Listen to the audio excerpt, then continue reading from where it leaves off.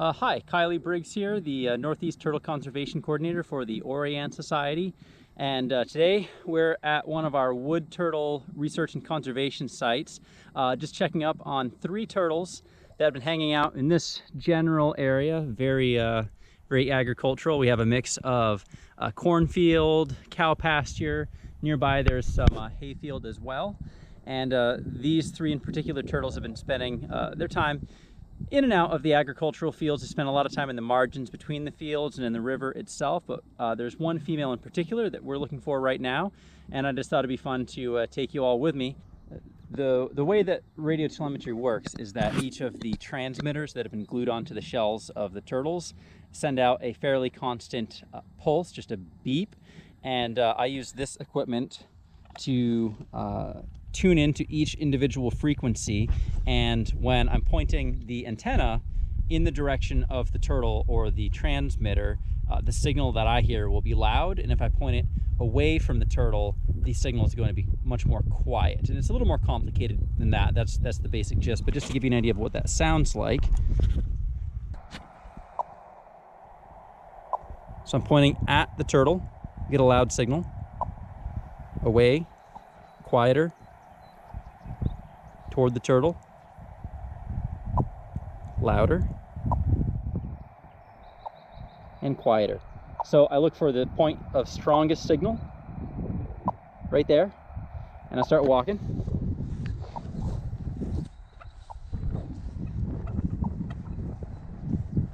As I walk, I just move the antenna from side to side. I know I'm not that far away from the turtle today.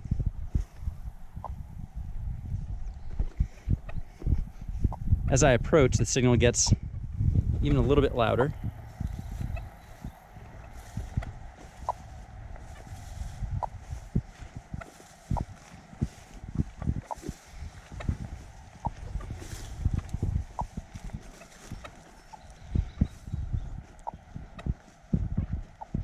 And so right here is our first obstacle. This is an electric fence, and it is live. I can hear it ticking. But I'm a tall person. We're just gonna do one of these. Okay.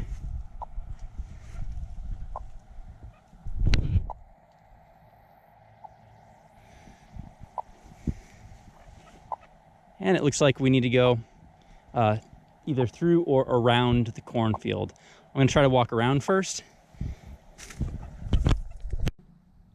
All right, so I've made it to the other side of the cornfield, and I just fired up the radio telemetry equipment just to see whether or not the turtle might actually be in the cornfield. From this side, I would know if the signal is coming back from the direction I just was in, then it's somewhere between where I am now and where I started, so the middle of the cornfield. Or it might be along the edge of the cornfield, which is not that surprising. Wood turtles love edge habitat. It could also be in the woods here. There's a wetland on the other side of these woods. Anything is possible. So first I'm going to turn the equipment on and show you what we got.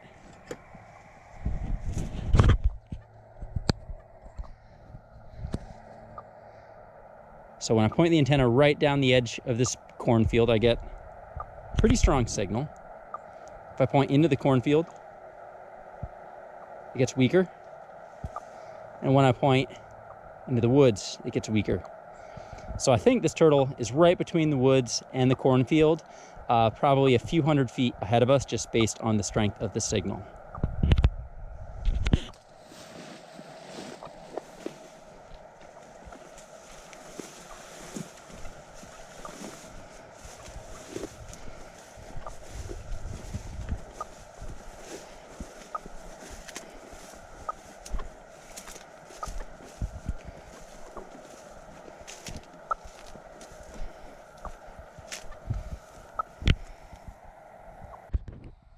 All right, so now that I've walked down the edge of the field a little bit, it's sounding like the signal is starting to bear a little bit to my right, so we're getting close to the turtle. We're about to pass the turtle. It's now time to break off of this nice little path and into this wetland that separates this cornfield from the next one. And this actually is close to where this turtle was about a month ago. Real strong signal.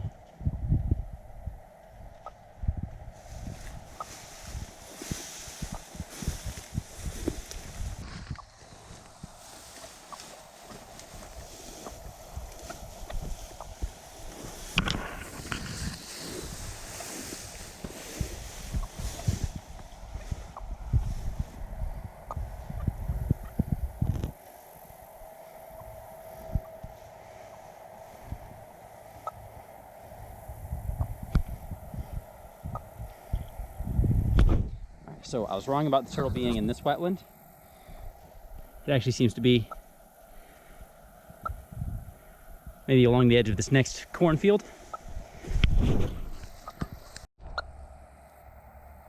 Well, I fired the equipment back up and the signal is extremely strong.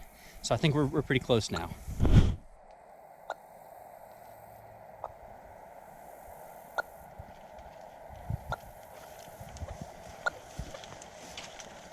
We keep walking.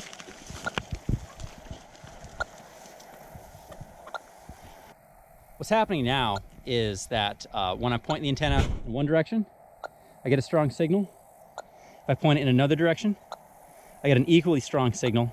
And we point it a third direction, the signal is also really strong. So what direction is the signal really coming from? We can figure that out by adjusting this dial right here. This is the gain, which affects the overall sensitivity of the equipment. When you're far away from a transmitter, you want the gain up to maximum. But as you approach, you can turn that gain down, and that'll narrow in the direction of that transmitter a little bit better. So I've turned it down.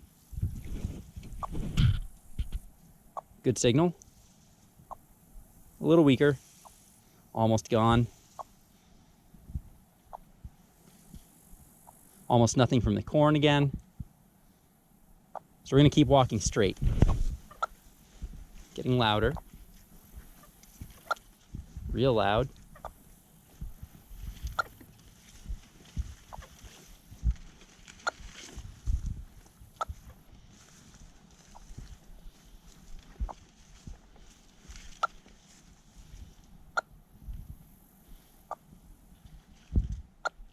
So it does seem like this particular turtle is probably in the cornfield. We're going to try to get a precise direction. Ooh.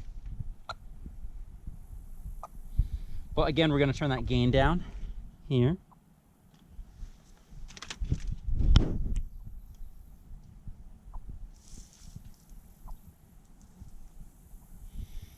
Now I know that with the gain set this low, that the turtle is really close. And I'm reasonably confident that it is in fact in this corn pasture. So we're going to very carefully enter. We don't want to break the corn. You know, I have a good relationship with this farmer, and damaging their crops is not a good way to maintain that.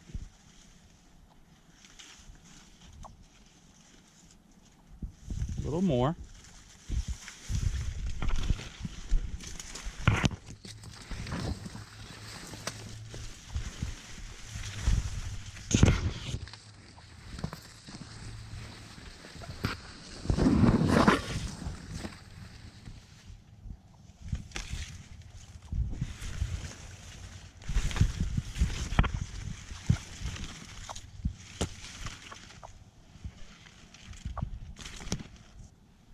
So I actually think I might have overshot this turtle. Yeah. So I'm getting a real strong signal from where I just walked. So we're just going to turn around, see if we can figure this out. We know she's close now. So far, she's always hung out along the edges of these fields. I've never seen her in the cornfield itself. Let me just adjust that gain.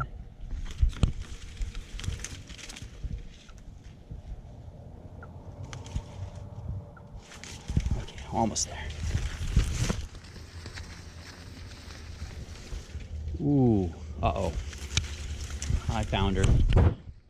This is actually a sad day in the world of wood turtle biology. And this is the turtle we were looking for. Wow. There's not a lot left. I guess I don't need to leave this on. So obviously this is sad news. The female we're looking for, the one that I nicknamed Slash, was crushed by some sort of equipment here. By the looks of things, I would say, you know, this is probably from a few weeks ago. Honestly, it's been a little while since I've been able to make it to this site. And it's been so dry lately that I imagine probably what was going on is that maybe a truck or tractor came through here during irrigation.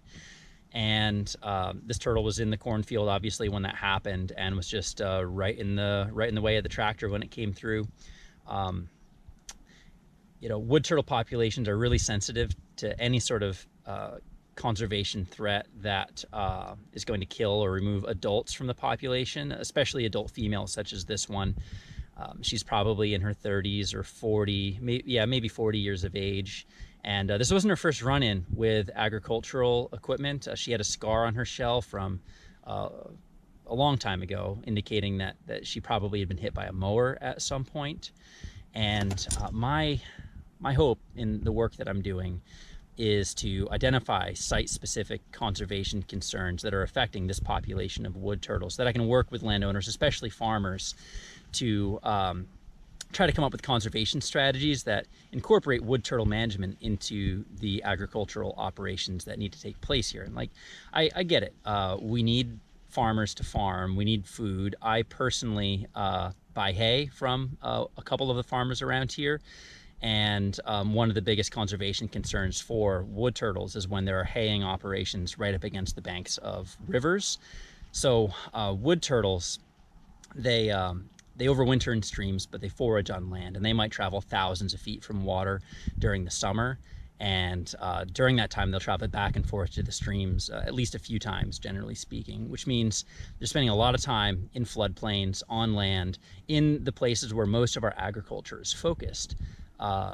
These river valleys have really fertile soils. It's the best place to grow crops. It's also the easiest place to build roads. So as these turtles are yo-yoing back and forth between the rivers and the uplands, they're crossing roads multiple times. They're spending a lot of time in agricultural fields.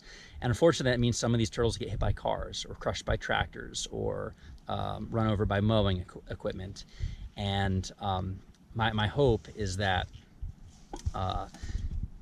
by documenting mortality in this field, we can work with the landowner to try to identify some sort of conservation practice that can keep the turtles out of here. That might mean constructing nesting habitat closer to the river so that the turtles aren't roaming around looking for places to nest in the uplands. A lot of times these sorts of conservation practices can be done at no cost to the landowner, and if it does mean taking a small amount of land out of production, which sometimes that is the best course of action for the turtles, there are a lot of state and federal programs that can reimburse farmers for the loss they would take by setting aside some land for wildlife conservation. And that sort of thing might make sense at a site like this. Obviously, if the farmer doesn't grow corn here, they either have to buy that crop somewhere else or grow it somewhere else. And you really have to look at, what is the best course of action here and take everything into consideration, not just the turtles, but the need to produce food on this landscape as well, and try to find a balance. And that's really what I'm working towards. This particular turtle is actually the only wood turtle that the farmer here has ever seen. He saw it 3 or 4 years ago, and we figured out it was the same turtle based on that scar on her shell. So I'm going to pick up the pieces, turn off the radio transmitter, and head back to base. Take care.